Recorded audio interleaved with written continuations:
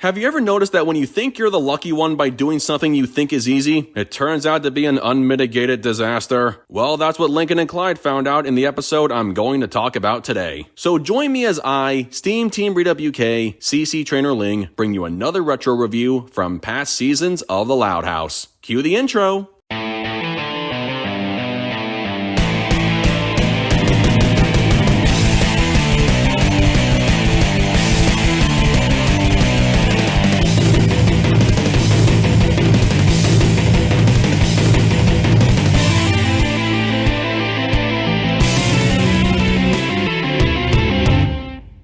Today's episode is Two Boys and a Baby. In this episode, Lincoln devises a plan to get out of visiting his Aunt Ruth by staying home to take care of Lily, but he and Clyde quickly realize it's not so easy. I would just like to point out the fact this was produced following episodes such as The Greenhouse, where Lincoln could be seen changing Lily's multiple diapers with no issue. He's also seen feeding Lily with no issue in the episode Changing the Baby, and yet this episode presents Lincoln as incapable of doing the two things I just mentioned. I mean, really, he made the process of changing a diaper in this episode a lot harder than it had to be. Unless I invoke my theory where episodes can be moved around from their original production order so as to make a more consistent timeline, which would suggest this could be the first time Lincoln has ever taken care of Lily, this episode's layout doesn't make sense because we've already seen Lincoln being more than capable of handling the family baby by himself. Reading to Lily, video gaming with Lily, and even playing with Lily with nothing bad happening all took place prior to this episode, and yet somehow Lincoln was written as the most